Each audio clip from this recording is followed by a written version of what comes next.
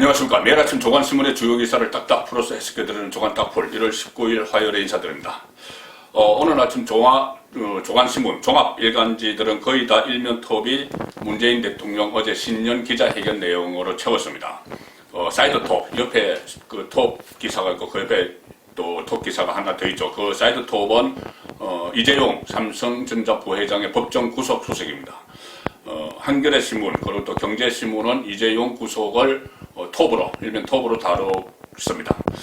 어제 120분 동안 문재인 대통령 회견이 진행이 됐는데 어제 제가 수목교는 혼설에서 전직 청와대 출입기자가 본 간전평 이것을 보내드렸습니다.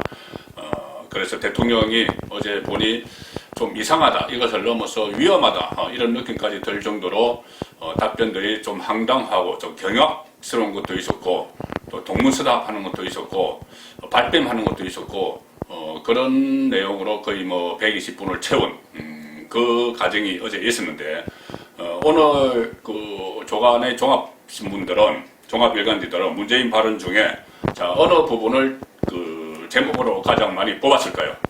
제가 한번 쭉 살펴봤습니다. 서울에서 발행되는 그 전국지 그 중에서 종합일간지 경제신문 이런 것이 아니고 종합일간지 중에서 좀 유력지다 이렇게 제가 아침마다 보는 것은 경제신문을 빼고는 9개가 있습니다. 9개가 있는데 한겨레 신문을 빼고 8개가 일면 톱 제목으로 이명박, 박근혜 8개가 그 어제 문재인 대통령 기자회견 내용을 톱 기사로 했는데 8개 중에서 6개가 이명박, 박근혜 사면은 시기상조다 이 이야기가 한 거, 사면 안 한다 이 이야기 한 것을 6개가 일면 톱으로 제목으로 뽑았습니다. 국민일보 같은 경우는 윤석열 검찰총장은 문재인 정부 검찰총장이다 이렇게 이야기한 것을 제목으로 뽑았고 조선일보는 주택난 일거에 해소하기 위해서 설날 전에 특단의 대책을 발표하겠다. 좀 비현실적인 발언이다. 이것 때문에 조선일보는 일면 톱으로 뽑았습니다. 자, 어제 여러 황당한 발언들이 있었는데 좀 동문서답하는 좀 현실과 동떨어진 정말 지금까지 해왔던 그 문재인 정부가 해왔던 것과 전혀 맞지 않는 그런 발언들이 있었는데 제가 세 가지 또는 어떤 상황 인식을 제대로 못하는 대통령으로서 자질이 의심되는 그런 발언도 있었는데 제가 크게 세 가지 키워드로 정리를 해봤습니다. 하나는 사면, 하나는 윤석열, 하나는 정인이 사건입니다. 자, 일단 사면 문제를 보시면은 이낙연 민주당 대표가 1월 1일 날 화두로 꺼냈죠. 건의하겠다. 이 선거용이었습니다. 4월 선거용, 서울시장, 부산시장 보궐선거용. 그런데 그때 당시만 해도 청와대가 그래 박근혜 전 대통령이 14일 날 사면 그 대법원 확정 판결을 받으니 그때는 논의가 가능하다. 좋은 말씀이다. 이렇게 화답을 했습니다. 그래서 서로 짜고 치는 거구나. 그래서 선거에 이용하려고 하는 거구나. 이렇게 생각을 했는데 그 연장선상에서 문재인 대통령이 7일 신년 인사회가 있었습니다. 그때 이낙연 이야기하고 나서 일주일 후에 있었는데 올해는 통합의 해다. 이렇게 이야기했습니다. 올해는 통합의 해다. 그리고 11일 신년사에서는 올해는 포용의 해다. 이렇게 이야기를 했습니다. 그래서 이것이 정말 선거용 사면으로 가는 거구나. 이렇게 예상들을 했는데 그 사이에 친문 네티즌들, 문파들이 들끓었죠. 사과도 안 하고 반성도 안 하고 용서도 안 구하는데 무슨 사면이냐. 그러면서 이낙연 지지율이 확 떨어졌습니다. 그 호남에서조차 그 민주당과 이낙연의 지지율이 떨어지는 문재인 지지율과 이렇게 되니 화들짝 놀랐죠. 화들짝 놀라서 이것을 용도 폐기를 하기로 했는데 그래서 어제는 7일 인사회, 11일 신년사 통합의 해, 포용의 해 그 이야기 해놓고 어제는 사실상 내 임기 중에는 사면이 없다는 취지로 선을 완전히 그어버렸습니다. 물론 그 임기 중이라도 나중에 대선 때 또 필요하면 다시 불쑥 나올 수도 있겠죠. 그러면서 이 포용의 해라고 본인이 이야기한 것은 코로나 양극화, 코로나를 맞아서 사회가 양극화돼서 호황하는 업종도 있고 불황하는 업종도 있고 양극화돼서 그것을 한번 해소하겠다. 그런 의미에서 포용의 해라고 이야기했다. 이렇게 둘러대기도 했습니다. 자, 국민들이 다 알고 있죠. 중앙일보 일면 톱을 보시면은 통합의 해 11일 만에 사면 말할 때 아니다. 이렇게 갑자기 물러섰습니다. 물론 본인 입으로는 한 번도 말한 적이 없죠. 그런데 이낙연 대표가 청와대 가서 2번이나 만나고 나서 나온 말인데 지금 갑자기 사면 말할 때 아니다. 선거에 유리할 게 하나도 없다고 생각을 한 것이죠. 두 전직 대통령 사면론과 관련해서 선거가 끝나자마자 돌아서서 사면을 말할 권리는 없다. 이것은 이 대목은 통합의 해, 포용의 해라고 했던 기로와 확연히 대비된다. 정치적 계산이 달라졌기 때문에 그렇겠죠. 한국 일보는 문 대통령 한마디에 사면론 제기했던 이낙연은 울고 기본소득 제기한 이재명은 웃었다. 자, 사면론에서 가뜩이나 인기가 막 떨어지고 지지율이 10%까지 추락하고 이낙연 대표는 죽을 쓰고 있죠. 그런데 어제 쐐기를 문재인 대통령이 팍 박았습니다. 원래 다 같이 물밑에서 이야기해놓고 빠져나간 거죠. 기본소득 이재명은 웃었다. 이것은 뭐냐면은 이 지자체 지원에 긍정적인 발언을 했습니다. 경기도가 최근 그 중앙정부가 주는 재난지원금과는 별개로 10만원씩 경기도민에게 10만원씩 지급을 하겠다. 그래서 어제 원래 기자회견을 하려고 했는데 문재인 기자회견이 있으니 기자회견을 하지 않았습니다. 근데 10만원씩 주겠다는 정책, 이 정책을 밀어붙이고 있는데 어제 문재인 대통령이 이런 이야기를 했죠. 정부 지원만으로 충분하지 않은 경우가 있는데 지역 차원에서 보완적인 지원을 하는 것은 얼마든지 할 수 있는 일이다. 보완적인 지원을 지역 차원에서 코로나 포퓰리즘 해도 된다는 이야기입니다. 민주당은 최근에 민주당과 또 경제부처, 정부 경제부처는 좀 조심스러운 분위기였죠. 어떤 국가 빚, 나라 빚 이런 것 때문에 조심스럽고 지금 하는 게 맞나 이런 거였는데 문재인 대통령이 갑자기 지자체 차원에서는 할 수 있다. 그래서 이재명의 손을 들어버렸습니다. 여기서 읽을 수 있는 대목이 하나 있습니다. 현관의 뜻을 읽을 수 있는 것이 자 사면론 이낙연 울고 기본소득 이재명 웃었다. 이것은 결국 4월 서울시장 부산시장 선거 승부수를 당초에는 MB 박근혜 사면에 걸었다가 아니다. 이거 너무 지지층 눈파들의 반발이 심하니 이것은 적고 그 대신 승부처를 코로나 포퓰리즘 돈 살포 긴급재난지원금 이걸로 전환한 것 아니냐. 승부수 전환. 그 사료총선 때 재미를 한번 봤죠. 전환한 것 아니냐. 이 뜻을 읽을 수가 있습니다. 그리고 민주당에도 문재인 대통령이 메시지를 낸 거죠. 이재명처럼 하라. 뭐 꾸물꾸물거리느냐. 선거에 얘기하지. 그러면은 돈 풀어야지. 이재명처럼 하라. 그 메시지를 던진 겁니다. 자, 두 번째 키워드는 윤석열입니다. 윤석열. 어제 문재인 신년 회견에서 그동안 윤석열 추미애 충돌이 있었고 또 윤석열이 살아있는 권력 수사를 하고 있고 또 최재형 감사원장도 살아있는 권력에 대해서 감사를 하고 있고 윤석열이 대권주자로 막 올라섰고 이런 현상에 대해서 질문이 몇 가지 있었습니다. 자, 문재인의 대답은 뭐였을까요? 엉뚱하거나 동문서답했습니다. 동아일보 사면 보시면은 윤석열은 문재인 정부 검찰총장이다. 이렇게 이야기합니다. 정치권에서는 야권 주자로 부상하는 것을 견제하는 거 아니야? 자, 그런 분석도 나오고 여러 가지 분석이 나오는데 갑자기 왜 이랬을까요? 추미애를 내세워서 1년 동안 윤석열을 내쫓으려고 하고 징계위원회 결정을 재가를 하고 했는데 갑자기 윤석열은 문재인 정부의 검찰총장이다 했습니다. 그리고 또 이런 이야기도 했습니다. 추미애 윤석열 갈등은 민주주의의 가정이다.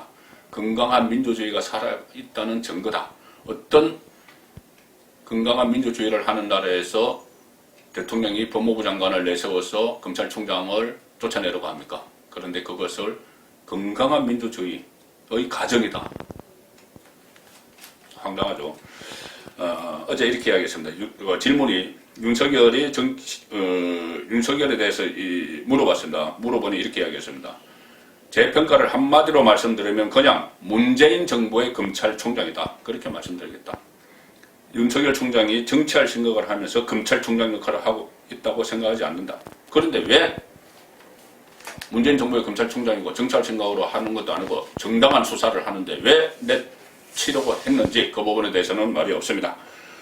그래서 결국은 7월까지 윤석열 임기가 있으니 그때까지는 좀 조용히 파열음을 막겠다. 선거다 있는데 더 이상 윤석열하고 대립각 안 세우겠다. 그런 의미 아니냐 이렇게 보고 있습니다.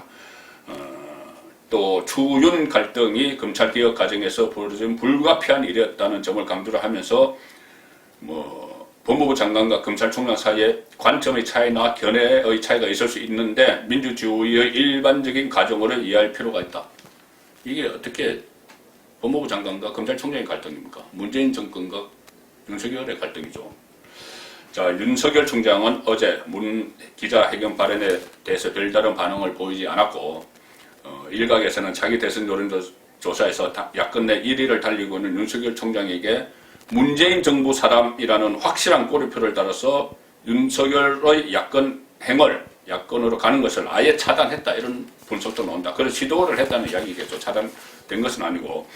자, 윤석열은 문재인 정부의 검찰총장이다, 문재인의 말인데 어디선가 좀 돌아본 것 같지 않습니까? 김종인 국민의힘 비대위원장 몇 차례 이야기했습니다. 정부 여당 사람 아니냐, 윤석열은. 시큰둥하게 반응을 했죠. 자, 그래서 간혹 보면은 김종인 위원장과 정권 주변 사람들의 인식이 묘하게 좀 코드가 맞는 그런 부분 대목들이 간혹 나타납니다. 재난지원금 문제라든가 이명박 박근혜 사과 문제, 이런 것도 오히려 좀 코드가 맞는 것 아닌가, 문재인 정권과 김종인. 김종인 비대위원장은 20대 총선 때 문재인이 영입해서 민주당 비대위원장 또 총괄선대위원장을 맡아서 선거를 승리를 이끈 그런 경력이 있죠.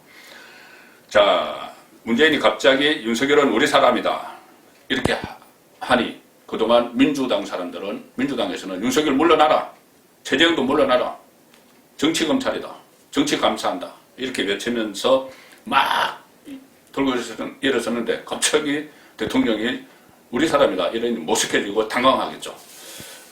조선일보 오면을 보시면은 여는 연일 공격하는데, 여당은 연일 공격하는데 문재인은 윤석열 최재형 정치 목적은 아닐 거다. 자, 이렇게 공자님 같은 말씀 민주당에서 듣기에는, 자, 본인들은 막 물러나라 하는데 갑자기 우리 사람이야, 정치적 목적으로 하는 거 아니야, 이러면 도대체 민주당은 뭐가 됩니까?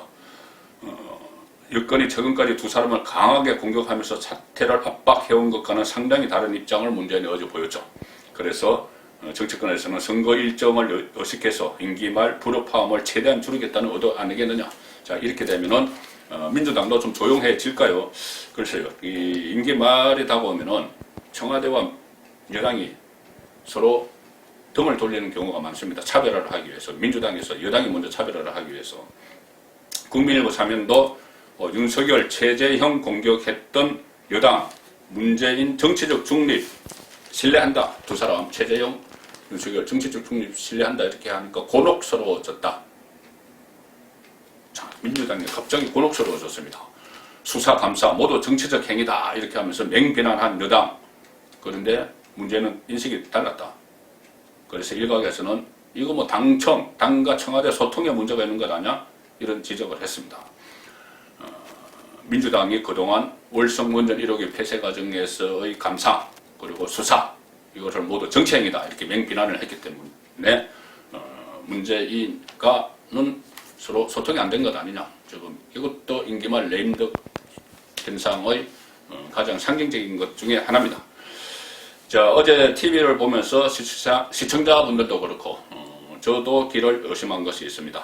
이것이 오늘 키워드 3번입니다. 정인이 양부모 학대로 목숨을 잃은 어린이 정인이 사건에 관한 질문이 있었죠. 답변을 이렇게 했습니다. 중앙일보 6면 보시면 입양아 바꾼다든지 이렇게 했습니다. 들끓는 여론, 입양이 쇼킹이냐. 상당히 많이 충격을 받은 분이 많았을 겁니다. 경악스러운 대답이었죠. 자, 사건의 재발 방지 대책을 설명을 하던 중에 입양 부모의 경우에도 마음이 변할 수 있기 때문에 일정 기간 안에는 입양을 다시 취소한다든지 또는 여전히 입양하고자 하는 마음은 강하지만 아이하고 맞지 않는다고 할 경우에 입양 활동을 바꾼다든지 청와대 국민 게시판에 당장 글이 올라왔습니다. 입양이란 것은 아이를 골라 쇼핑하는 것이 아니다. 아이를 사고 마음에 들지 않으면 반품하고 환불하는 게 아니다. 요즘은 애완견, 애완미호도 그렇게 했다고는 큰 비판을 받습니다. 자, 이 문제는 대통령이 이 문제의 본질조차 파악을 하지 못하고 이 답변을 참모들이 뭐 예상 질문을 뽑아서 참모들이 써줬겠죠. 그 내용도 제대로 숙지하지 못한 것 아닌가. 어쨌든 기본의 문제다. 인식의 문제다. 자질의 문제다. 실력의 문제다. 그런 이야기가 안 나올 수가 없습니다. 본질은 아동학대였죠. 본질은 그렇죠. 아동학대가 본질이고 이 질문도 아동학대 방지 대책을 물은 겁니다. 입양 문제는 이 격까지 어떻게 보면 이 부수적인 문제입니다. 그래서 아동학대 방지 대책, 이 제도적으로 어떻게 보완할 거냐 이런 것을 질문을 한 것인데 이 대답은 아동학대가 아니고 입양 제도로 하면서 동문서답 그것도 인식이